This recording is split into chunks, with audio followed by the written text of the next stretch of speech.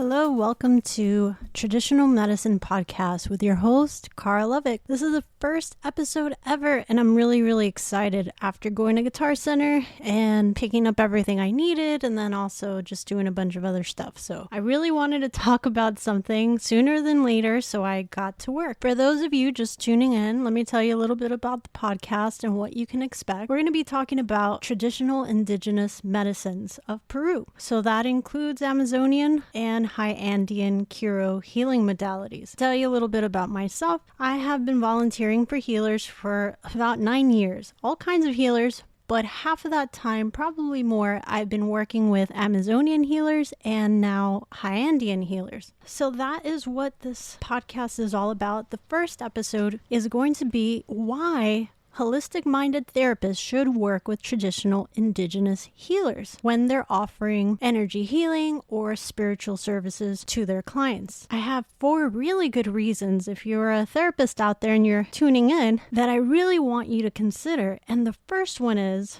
and it's a really strong one, it's the best for your client. So I know a lot of people out there are offering new healing services. A lot of therapists, doing Reiki and very cool stuff out there. But in terms of healing work, it's really hard to compete with masters. And we really want the best for your client. We want to provide them with the best possible services, right? So when a client comes to you with a pretty severe case, your best bet is to let a maestro or a master of these medicines take a look at your client. Why? Because it's going to make that journey to healing much faster and much more productive for both of you. So let's dive a little bit into that. I don't know how else to say this, so I'm just gonna go out and say this. It's impossible, and I usually don't use that word too much, but it really needs to be used. It's impossible to achieve the kind of mastery in healing, in energy healing, that these masters have, for especially us who were born here in a more modern society. Let's take the Kiro, for example, and don't get mad at me. This is just food for thought. If you don't like it, you don't have to listen, but hear me out. For the Kiro, for example, they're a high Andean community who have pretty much retained all their wisdom and all their customs since pre-Columbian times, and it is a hallmark of their community. So while a lot of us were in life trying to figure out healing in general, the concept of it, and trying to have people here acknowledge it, over there, it's part of everyday life. So while we were just beginning to learn about these concepts, Kiro children were mastering very complex concepts of energy healing. And it begins and starts there. But also, they come from lineages of healers, very powerful healers. And it's really, it's hard for us to compare ourselves because there really is no comparison. And I've been around for quite some time volunteering. I've seen all kinds of, I'm a bit of an energy healer connoisseur, if you will. And truth of the matter is that they're masters for a reason. So that is something that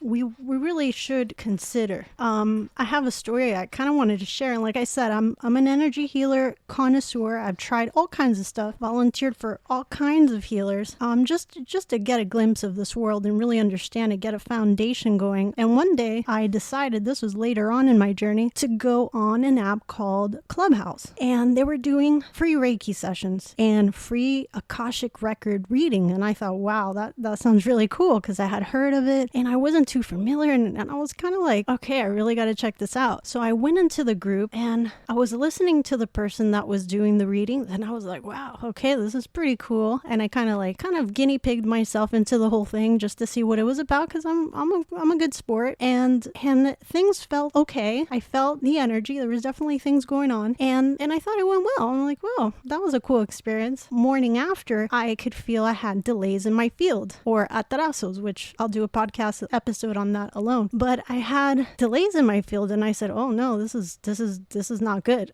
Something went terribly wrong. And so I talked to the Kiro. We did a coca reading to see what it was and how I got this delay in my field. And we tracked it with a coca reading, and what it was that this Reiki healer had gave it to me. So while they were out healing people, they must have gotten someone's delay, basically a complication. They must have, just by coming in contact with each other's field in such an intimate way, they had basically gotten this delay. And essentially, she was spreading it out to everybody she was connecting with. And I was really speechless, because that was pretty serious, and she had no idea. I talked to her the next day and I said, listen, this is what happened. This is what we found out. And, you might want to take care of that before you go out there and do it again. And she politely acknowledged me and was very nice and respectful. But the next day she was out doing it again. So, and community, please don't get angry at me. I know you're doing really beautiful stuff. This is only a very specific case, but it did happen, and it's a very serious problem, very serious mistake too that can happen, but that does not happen with masters. That is the benefit of dealing with masters. Masters see, they have an eagle eye on the situation. These masters are out doing cocoa readings for the entire cosmos. The healing power is unimaginable. So you can't compare. That's kind of my point. So we have that. We want to give your clients the best that they possibly can get. And working with Indigenous healers is that way. And then I have a number 2. By sending work to these traditional Indigenous healers, you're really supporting their communities and their projects. And what that does is it basically encourages their healing traditions to thrive. And I don't know how to say this, but a lot of people out there are piggyback riding on a lot of these healing modalities, whether it's plant medicine, whether it's Amazonian in general, whether it's high Andean, and people are making millions of dollars. But it doesn't add up to me that these healers are still in poverty. Their communities are in poverty. They barely have any,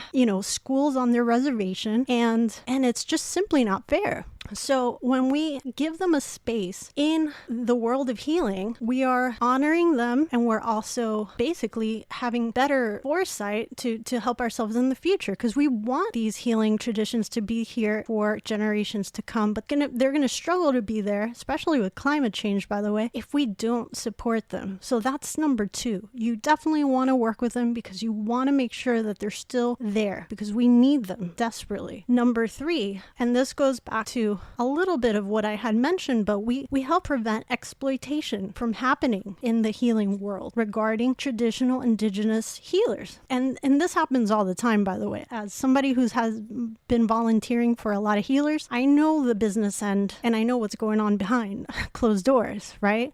Because there's this beautiful websites and promise of love and universal oneness, and then I see how the cooks get treated, and then I see how the healers get treated, and I see this very dirty side of healing, right? And this happens from people that purchase supplies from them. This happens from people that own these centers, and even from the people that profit from the very name of, these sacred medicines, whether it's Amazonian or high Andes, right? And we have to figure out a way to stop this from happening, because it's not helpful for anybody. And it's not something that we need to be giving back to these healers. So we need to make a place for them. And, it only takes $50,000 to send a Kiro to college. My dream is that one day they're not going to need even me to be the bridge in the middle. I really desperately just want to go back to sweeping floors and volunteering and just being a part of it, because I've been forced into this position to look after them, right? Because what's happening isn't correct. That is one reason why we need to do that. We need to include them in and try to cut this exploitation and this kind of attitude towards them. It needs to stop. And number 4, it's just better business sense, right? Because if your clients are doing well, you're going to do well. Your brand is doing well.